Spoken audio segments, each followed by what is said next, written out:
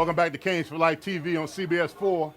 Now, our celebrity host is an avid University of Miami supporter, multi-platinum selling artist, was a soundtrack for the 1980 University of Miami Hurricanes back in the day. I mean, he's a pioneer and the unofficial mayor of Dade County. My man, Uncle Luther Campbell. Welcome to the show, baby. Hey, baby. What's up, What's man? up, baby? I'm good, man. I'm good, yeah. man. I'm glad to have you here, baby. Sorry to keep you waiting, man. I know no your problem. time is valuable. You know, I was in that accident, Yeah. just down the street here, Yeah. but, I made it through. But I mean, Happy she to be took here. care of me. Yeah. Took care of me. Yeah, you're good. You straight. Now, I got to say something. Now, we've been on this show for about 6 weeks, Right. and we've been asking for someone like her. Right. And until Uncle Luke showed up, we get her. But I got to bring the ladies. The ladies You got to come always with me. do. Come You on, baby. always do. You already know. You already know. That's tradition. You already know. Hey, listen.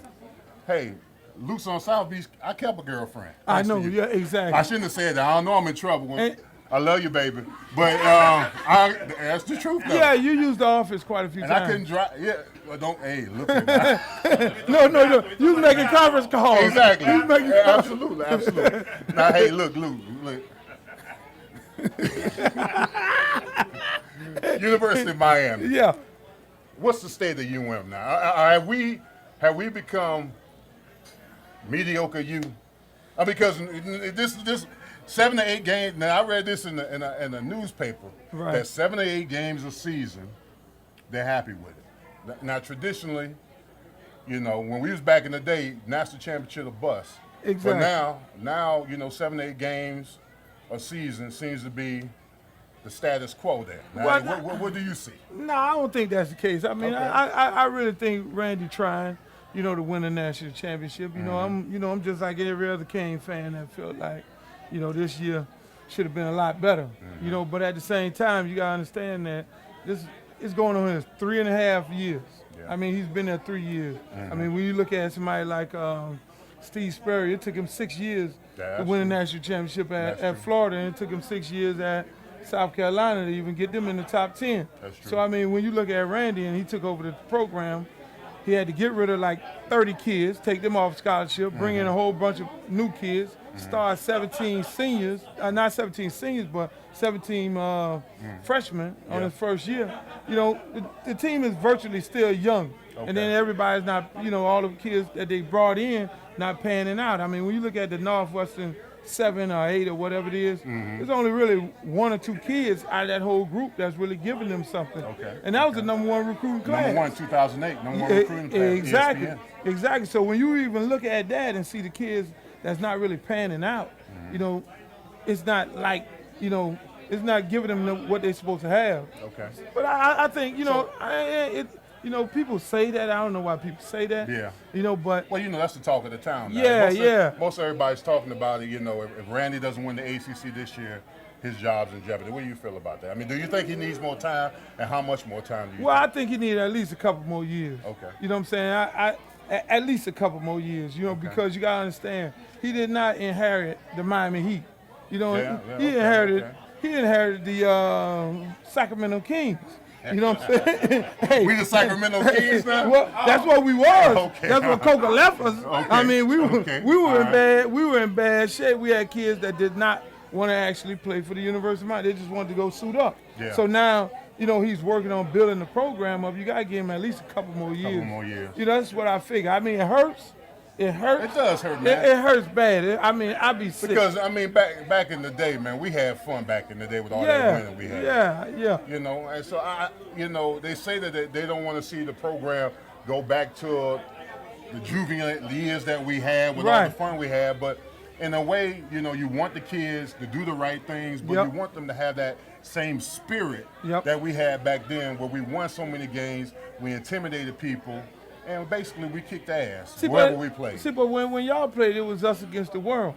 It wasn't no 5-star. It wasn't no rival. You know what I'm saying? Oh, we're going to get these blue chip guys. Every guy that came to Miami was not a blue chip guy. No. He had came in oh, I'm not a blue chip guy. He's a And ball player. He was a ball player, and he had a chip on his shoulder. Yeah. See, right now, if Randy don't have the #1 recruiting class, the newspapers all on him. Oh, the class that he's recruited is garbage. So he, they got to play a lot of politics, and I, for him, I try to tell him, look, man, forget about all that. Get ball players.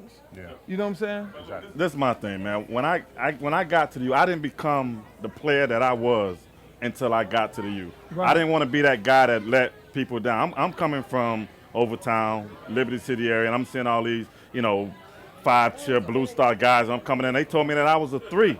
So I felt like because I was a 3, I had to go and perform, at a higher level, to be able to compete with these guys and be able to say that, hey, I deserve to be here. The thing that frustrates me the most as a former player, and looking at that, it's not so much, the losing as much as it is the way they losing, man. Yeah. I'm talking about what a dog at in you. You know what I'm saying? Forget football for a second. Let's just talk about somebody trying to stop me from getting what I want. I mean, just point blank. That's the thing that's even more frustrating than anything. So I'm feeling like, okay, what's happening to these kids, once they get that they don't have that dog in them, man. Yeah. I mean, but then at the same time, you got to remember the coaches y'all had. Yeah. The coaches y'all had dog in them. Yeah, they did. You know what I'm saying? And me personally, I know a lot of people going to look at me crazy. I think some of those coaches, some of those position coaches, need to be replaced. You know what I'm saying? Because when you got guys ain't fighting for the football, that's a problem to me. You know what I'm saying? When you really break down the University of Miami, position by position, and you go look at some of the coaches, and you go look at some of the players, even Michael Barrow. I said, Mike, I go to Mike and tell him, I say it right there on TV, Mike, you ain't playing, you're not coaching the same way you played at the University of Miami. That's a problem. Coach Hill. Okay. I mean, Hey, when we come back, we'll talk more about that. And we'll also talk about who should start Ja'Cory Harris or Stephen Morris next week against Virginia Tech. Canes for Life TV, CBS 4 when we come back. Uncle Luke, baby.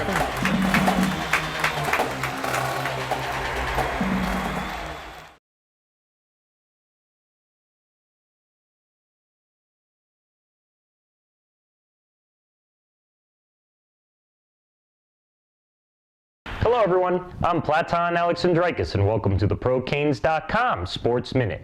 It was a big week 9 in the NFL as 6 ProCanes scored 7 touchdowns. 3 of those touchdowns came on career days by rookie running back Javaris James of the Colts and rookie tight end Jimmy Graham of the New Orleans Saints. James scored his first 2 career touchdowns on 4 carries for 12 yards, while Graham had 3 catches for 49 yards in his first career touchdown while subbing in for Jeremy Shockey in the Saints' victory over the Carolina Panthers. Speaking of injuries, Buffalo Bills wide receiver Roscoe Parrish, who is having a great year as the Bills' starting wide receiver, injured his wrist last week and was placed on IR and will miss the rest of the season. Also placed on IR was New York Giants cornerback Bruce Johnson, who had arthroscopic knee surgery last week and will miss the rest of the 2010 NFL season as well. Ed Reed, who is playing in his 2nd game since coming back from injury and off-season hip surgery, had his 3rd interception of the year last week versus the Miami Dolphins and is currently leading the Baltimore Ravens in interceptions already. In our ProCane Fun Fact of the week, tight end Jeremy Shockey, before being injured last week for the New Orleans Saints, had a 7-yard touchdown grab, making him the 8th tight end in NFL history to have 500 receptions to go along with his 33 touchdowns. It turns out Shockey only had bruised ribs and should return after the New Orleans Saints bye week this week. For more news, up-to-date rosters, and stats, visit ProCanes.com 24/7.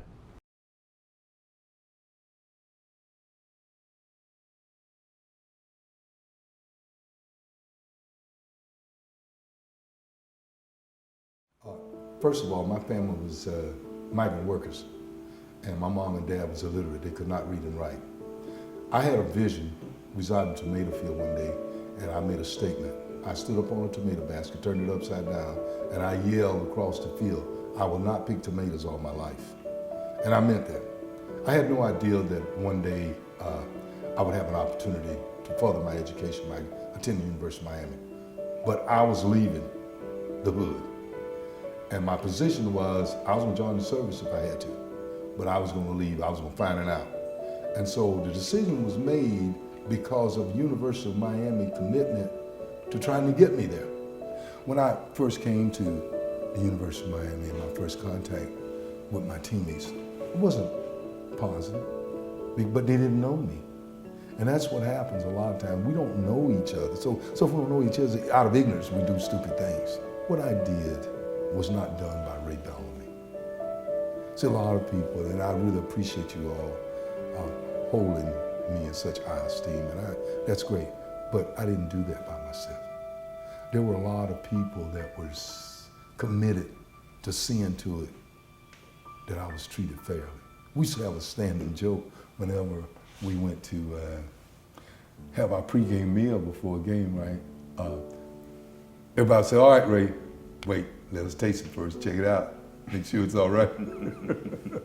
Are people taking a look at what the University of Miami has done?